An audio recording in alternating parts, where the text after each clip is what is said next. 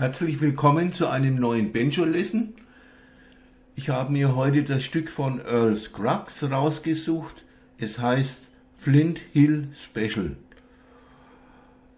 Damit man das spielen kann, braucht man einen D-Tuner.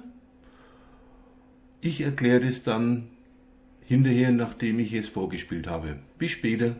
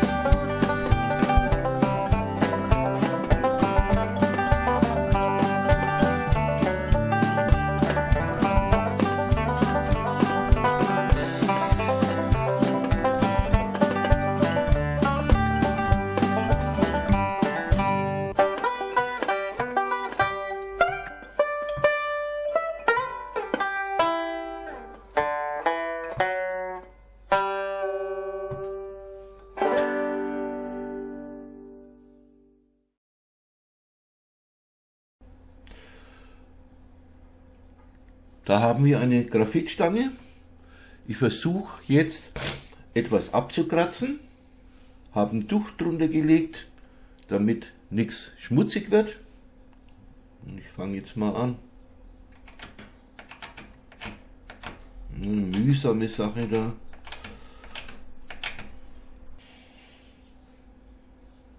So, das müsste genügen.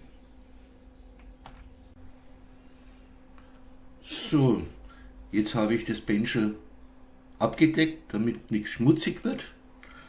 Dann nehme ich ein bisschen von dem Graffiti auf meine Messerspitze und versuche es dann mal da aufzutragen auf dem Sattel. Hat schon geschaut da.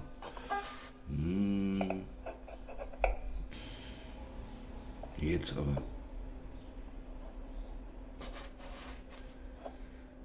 So, jetzt ist ein Graffiti drin. So, dasselbe jetzt mit der G-Seite, die G-Seite runterdrehen, damit es da frei ist. Abdecken und auch vorne am Sattel abdecken. Ich versuche jetzt mal ein bisschen Graffiti auf die Messerspitze zu kriegen. So, das ist jede Menge. Und jetzt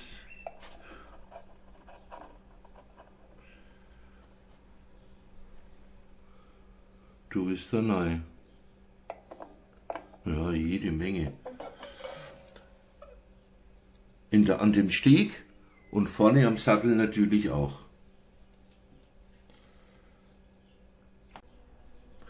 Das Graffiti haben wir gebraucht, damit die Saiten besser laufen. Es geht ja da um D-Tuner. Die H-Seite wird zu A runtergedreht und die G-Seite zu Fis. Und bei meinem Banjo ist die H-Seite hier oben und man sieht dann da zwei Schrauben. Einmal die silberne und dann dahinter, das sieht man jetzt da nicht so gut in der Kamera, gibt es eine schwarze Schraube. Ich fange jetzt an mit der H-Seite. Die H-Seite wird zu A umgestimmt. Und alle beide Schrauben sind offen. So, ich habe ein Stimmgerät da vor mir liegen und jetzt versuche ich eben das H zum A runterzudrehen. Die laufen ja jetzt leichter, weil wir hatten ja das Graffiti da draufgelegt. Und zwar auf den Steg und auf den Sattel. Und jetzt drehe ich es mal runter.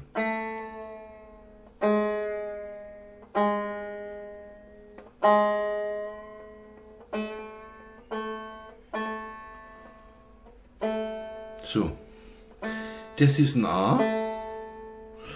Und jetzt fange ich an der schwarzen Schraube zu drehen und stelle sie fest.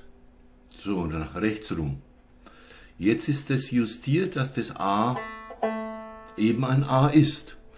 Und jetzt drehe ich hoch zum H.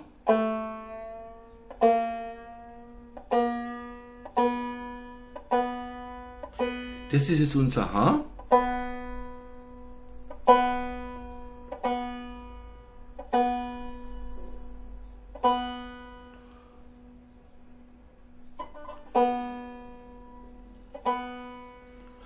Und dann nehme ich die silberne Schraube und drehe sie fest.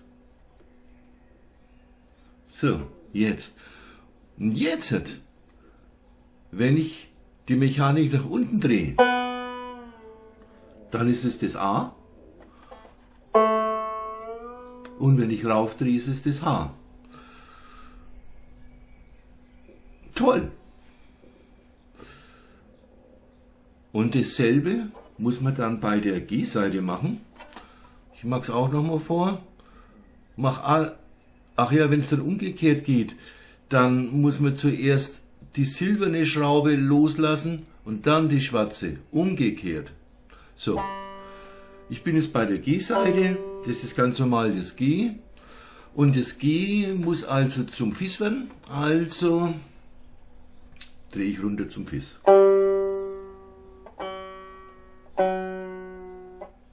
Ach, das Stimmgerät kann das Fis nicht lesen.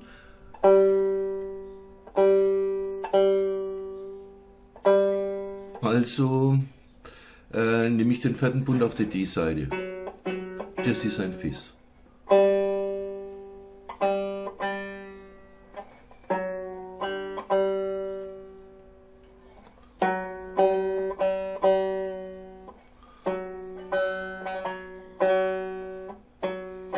Ist noch zu hoch. So, das ist das Fis. Dann mit der schwarzen Schraube wieder festdrehen. Und dann wieder zum G hochdrehen.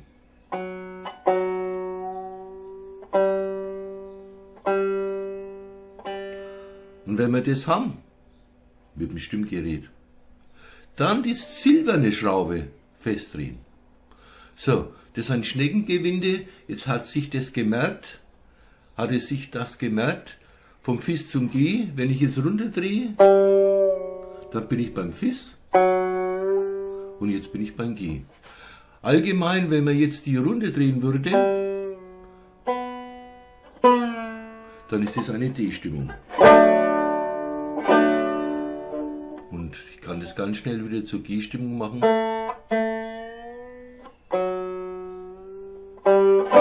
Jetzt ist es eine G-Stimmung. Das ist der Sinn der Sache.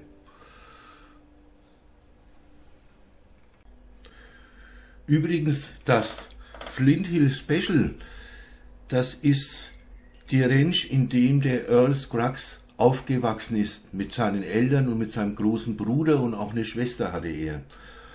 Und er schreibt in seinem Buch, dass es also mindestens 20 oder 25 Flint Hill Farmen gegeben hat. Und seine war halt 20 Kilometer weg von Shelby im Bundesstaat Pennsylvania.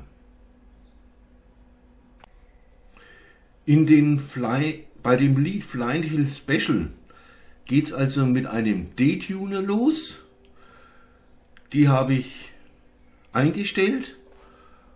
Die H-Seite wird zum A umgestellt und die G-Seite, also die dritte Seite, wird zum Fis umgestellt. Und das klingt dann so. 1.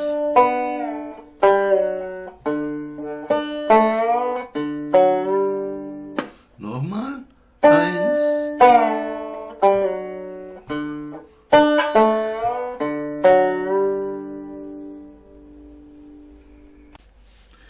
Übrigens, das Stück Flint Hill Special wurde in Gis oder Ass aufgenommen.